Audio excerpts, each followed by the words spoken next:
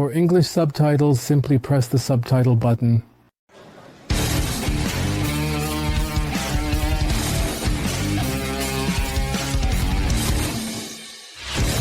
Hello and welcome to a new episode of ReptilTV. My super cute intro animal. A panther chameleon, Phelsuma pardalis. I think the panther chameleons are among the most beautiful chameleons. The colors are absolutely stunning. If you look at the advertising industry, whenever chameleons appear, it's 80% of the time panther chameleons. I think that's thanks to their incredibly beautiful colors. They are also really good terrarium pets, easy to keep in a terrarium and can live for 6 to 8 years. I think that's thanks to their incredibly beautiful colors. They are really good terrarium pets, easy to keep in a terrarium and can live for 6 to 8 years. Really doable. That's why today I have my intro animal for you. Today's topic is the large Madagascar day gecko, Phelsuma grandis. A really classic species in the terrarium hobby. A beautiful large day gecko. As the name suggests, they are diurnal, so people enjoy having a bit of life in the terrarium during the day. In terms of their species, they are not overly shy, so it's not a terrarium animal that you can just handle or take out like one that sits on your shoulder or something like that. It's more of a visual experience, but they're not so shy that they immediately hide when you approach the terrarium. Instead, they sit somewhere and don't get too disturbed. You can relatively easily breed them. So it's really a beautiful terrarium gecko, and we want to show and introduce it to you today. The Madagascar day geckos are a tropical terrarium animal, and as the name suggests, they come from Madagascar. They live in the northeastern part of the island, relatively close to the coast, which means they are pretty much at sea level. This is not a gecko that you would find high up in the mountains, but rather at sea level. This means for us that temperatures need to be tropical, so it doesn't have any major temperature fluctuations, or where it gets extremely cold at night, or where I have to significantly lower the temperature. As I said, it's all tropical in terms of size. I have a subadult female in my hand, and I just measured her. She is 20 centimeters long. The females can reach about 25 centimeters. Males can even grow to nearly 30 centimeters, with more than half of that length being the tail. But 30 centimeters, that's another 10 centimeters more, which makes for quite a sizable gecko that we would have in the terrarium. Now let's talk about keeping the day geckos. My colleague Sven here has set up a nice day gecko terrarium. Sven is himself a keeper and breeder of day geckos, so he knows how to do it well, and something nice comes out of it. First off, the care guidelines for day geckos are 6 times 6 times 8 times the head to body length for a pair. 6 times the head to body length. Earlier we said they grow to be between 25 and 30 centimeters long. Now let's take 25 centimeters as the average size. More than half of that is the tail. So we're looking at a body length of about 11 to 12 centimeters. Let's say 12 centimeter body length. 6 times 12 gives us 72, so we need 20. So according to the guidelines, the terrarium should be 70 by 70, and 8 times 12 brings us to 96. So the terrarium should be 70 by 70 by 95. I have here a terrarium that is 90 by 46 by 90. So we're getting close to the care guidelines. So this terrarium, or this size that you see, is really just a minimum. Or rather, it always depends on how big the animals get. Now let's consider the maximum size, that I really have a giant that's nearly 30 centimeters, or I could say I have an average size of around 25 centimeters. Long story short, this terrarium size is, as mentioned, the minimum.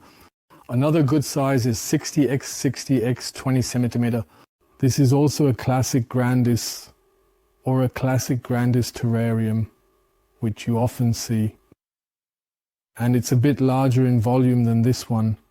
Of course, the climate in the terrarium is important. I manage the climate through the lighting. I've installed a 70 watt. 70 watts is just about enough for the size. It depends on how big it is, or rather how warm the room is where the terrarium is located. So I would say you need between 70 and 100 watts for HID lighting. With that, I have around 30 degrees in the terrarium. That's what I need during the day. 1000. In addition to the HID, I also have this X-Reptile LED here. The price is listed there. Of course, we'll just get to the price now. We don't want to promote or advertise any products here. I just want to show it. This is an LED light strip. That provides overall brightness in the terrarium. So the day gecko, I'll show it to you right now. This is the light bar right here at the back. You also place that on top. The day geckos really want it bright, as the name suggests. So if I were to only use the HID lighting, it would be almost too dark. And with the LED, I can really light everything up well and have the entire terrarium evenly illuminated. So much for the technology. At night, I turn both off. So I leave it on for 10 to 12 hours a day. At night, I turn everything off for the day geckos. Room temperature at night is fine. It can drop to around 20 degrees. That works, that's fine. Otherwise, the day geckos like smooth surfaces. Often people use this pressed cork as a back wall or side wall in terrariums. I would leave that out for the day geckos. They don't really like this cork, or maybe at most cover the back wall or a side wall with the pressed cork. I might even leave it out for the day geckos. Also, the branches we have here, the animals in the wild, have quite a bit of bamboo. They love this bamboo. In the terrarium, sometimes the problem with bamboo is that it starts to mold a bit. A good alternative to bamboo is this teak wood. Teak wood is also a nice smooth wood. Here we see a branch, and over there that cross branch. This is antique, they really like that. Then this, what's the name of this plant? Something like hemp? I can't think of it right now. If any of you know, feel free, post it below. But these large flat leaves are also something the geckos really like. They can hide nicely in there and can even lay their eggs in these leaf funnels. In the wild, you can sometimes find them on banana palms. Also back here we have this popperwood. These are basically the leaves of the banana palm. They also have this relatively smooth surface, which the animals like. Otherwise, I've added a vine in here. You can secure the whole thing quite well. With these, there are these food holders. So here we have on one hand the food holder, and on the other hand we have this as a fixture for this horizontal or for this vine. Geckos also like to lie horizontally to sunbathe. So normally you see them standing upright on the branches, but they also like to take a sun bath lying down here under the lamp. This is a classic sunbathing spot where they can lie down and warm up. And I can do that quite well with these plastic vines. They are made of plastic, even though they look quite realistic. And these food holders serve as a support for the vine. In addition, I've also used the food holder for the jelly cups, which is important for their diet. We'll touch on that a bit later. Otherwise, I've added some plastic plants in there as well, also to provide hiding spots for the animals. And as the substrate, I've used pine in this case. Always keep the pine nice and moist. That provides the humidity in the terrarium. And yes, I've finished setting up my beautiful, pretty rock terrarium. Now let's talk about daily care and feeding. It's important. You really need a plant spray bottle, mist nicely once or twice a day. You saw the terrarium earlier. Mist the plants, a bit of wood decoration, just a light misting all around. Of course, be a little careful with the glass, otherwise you'll always have lime spots on it. But that's important. On one hand, the animals drink this misted water and it also helps with the humidity. Otherwise, the takekos are omnivores, so to speak. They partly feed on plant matter. So there are these jellies. I showed you the holders. earlier or mentioned them, you can nicely put these jelly cups in there, open it up and put it in. It's a bit of a shame. After a few days, the jelly naturally starts to mold, so it has to come out. And you can imagine a day gecko can't possibly eat a whole jelly cup. So from that perspective, I would recommend you only take 1/4 or 1/5 of it. Maybe store those little cups, or you can also buy matching cups. You put part of the jelly in, and the rest in the fridge. Seal it up well and put it in the fridge so you don't have to put a whole jelly in every day or every 2 to 3 days. That's a shame for the money and a shame for the food that gets wasted. As an alternative to the jellies, you can also use prepared food for crested geckos. There are the Nekton and Crested Gecko from Nekton in different flavors. This one's sweet mango. There's also fig, and I think there's banana too, right? You can mix it and put this fruit puree into those little cups, into the holders we saw earlier. I would offer this fruit food relatively every day, or at least 3 to 4 times a week. And then you add insects as well. For the young animals, insects are more important. You can feed them insects 2 to 3 times a week. For the adult animals, I would say it's enough to offer insects once a week. I always say anything that hops, so offer crickets, grasshoppers, roaches, mouse, something like that. You can also put them in these feeding cups so they don't just scatter all over the terrarium. If I take a slightly deeper cup for the feeding cup and put 3 or 4 crickets in there, the animals really get it over time that there's food in there and they wait at that spot. Better than if I just throw 5 of them into this huge terrarium. In 2021, the crickets hide away and my gecko can't find any food. Before you feed the insects, of course, dust them with a multi-mineral supplement that contains calcium and vitamin D. There are really good multi-mineral supplements from Nekton or ReptilTV. Definitely use that at every feeding. It's very important for the animals. And then you've perfectly taken care of your animals. You keep them alone or as a pair. 2 males don't work, 2 females don't work. They just don't get along. So either alone or as a pair. If you keep them as a pair, it's almost unavoidable that they'll breed, which is of course great. The females usually lay 2 eggs. It happens 6 to even almost 10 times a year. So they lay the 2 eggs every 4 weeks. The grandis stick their eggs anywhere. So there are many species of rock-dwelling lizards that stick their eggs to the glass or to the branches or something. The grandis don't do that. They lay their eggs either in the soil substrate, but least of all in the calyxes of the plant where one has previously seen this hemp. It gets carefully and gently placed in the cup, or maybe some of you observant viewers have seen this piece in the terrarium. This is a small piece of bamboo attached to this tea tree root, and the animals like to lay their eggs in there and feel safe there. This really works almost always. And the trick is inside here is just a rolled up toilet paper roll. Right in this bamboo. The practical thing is I have my eggs in this paper roll. I can create an incubator for the eggs and I can slide the roll back in for the next clutch for the next 2 eggs.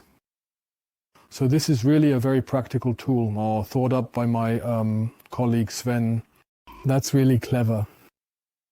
In this case, it's more for smaller gecko species like a grandis, so it's getting a bit tight in this bamboo.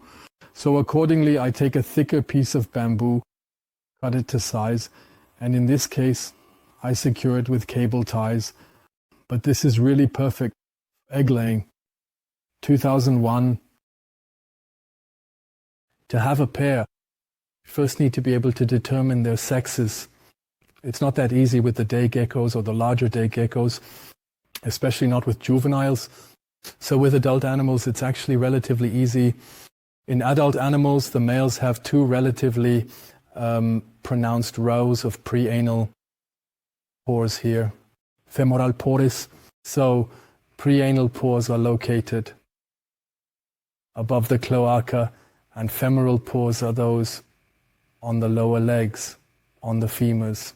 With adult animals, it's relatively easy to see, but you can also tell a bit from their stature. The males are definitely bulkier with a larger head. It's relatively easy there. But of course, I don't want to wait 1 or 1.5 years until I finally see it. That's why with semi-mature animals, you can use a magnifying glass to somewhat effectively check if you can see these pores. If you look in here with the magnifying glass, you can check out the pores. So these pores are present in both males and females. In females, they aren't really pores. They're just kind of indicated scales. In males, they are actually pores in the sense of being permeable pores. The males expel or secrete a waxy secretion through their pores. And when I look with a magnifying glass, I can see whether they are really pores with a hole in them or whether it is just a scale that looks like a pore. Use and is also a bit tricky. So I've been trying to figure this out for years now. And this type of magnifying glass has proven to be quite effective. Nowadays they even come with LED lighting, so you can really see even better. But it's still a bit of a science in itself. Nowadays they even come with LED lighting, so you can really see even better. But it's still a bit of a science in itself. I don't know who among you has experience with this, be it with day geckos or with crested geckos, for example. Do you do that using the same method for all the Brachyodactylus species, for the lychees, for the shahuas? You look everywhere for these pores. I find it a really fascinating thing. If any of you have experience with this, feel free to reach out to me or write in the comments below or just send me an email. Or if you maybe have photos of the pores with this and that level of magnification. So my experience is that I need at least 30 times magnification to really see if there's a hole in there. Interesting topic. Maybe we should do an episode about it. Let me know if you know anything about it. Exactly. And this way I can identify a pair and keep them together in the terrarium so nothing stands in the way of breeding the grandis. Just a quick addition about breeding before. The stimulation for breeding is actually the slight cooling that we have in winter. I think we automatically have that in our apartment, so I don't necessarily need to do anything, or rather, if I want, I can reduce my lighting in winter for maybe a month to 6 to 8 hours, and that's what stimulates the animals to mate. I would do that for the reason of giving the female a bit of a break. When the daylight hours are shorter in winter and the temperature drops, the female gets a bit of a breather, so to speak, from laying eggs. From that perspective, it makes a lot of sense to do it that way. So I wouldn't intentionally lower the temperature. I would continue to use my lamps as they are or not turn them off completely. Definitely not. That would be wrong. But I would just reduce the duration of the lighting. Then, one more piece of information about the Phelsuma grandis. In the past, it was called Phelsuma madagascariensis grandis. A few years ago, it was classified as its own species. Back then, it was a subspecies, Mat grandis. Now Phelsuma grandis is its own species. In Germany, the Phelsuma madagascariensis are exempt from registration requirements, and so is the grandis. So they are under the Washington Convention on International Trade in Endangered Species, but you don't have to register them with the authorities anymore. In recent years, there have been discussions or uncertainties because it was said that, well, you don't have to register Phelsuma madagascariensis, but a Phelsuma grandis isn't mentioned in that legislation.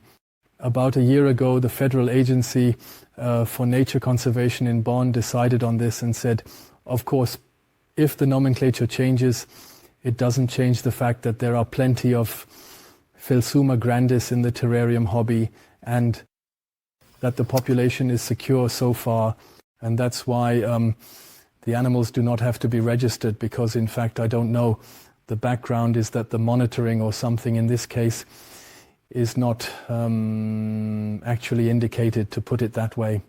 Long story short, Phelsuma grandis doesn't need to be registered. They are subject to proof of origin. When you buy the animals, you get a proof of origin from the breeder or the seller. You need to keep this proof of origin, but you don't have to send it to your authorities. Just keep it. That's it. You don't have to send it to your authorities. Just keep it. That's it. And finally, a reference to good literature. There's a good species by species book from the NTV publishing house. Ingo Kober wrote it. The Big Madagascar Takeko. It's really a great book. It really has everything you need to know about the grandis in it. I can recommend it to you. If you're interested in the animals, get this little book as well. Otherwise, stay loyal to me and check out the Phelsuma 2001.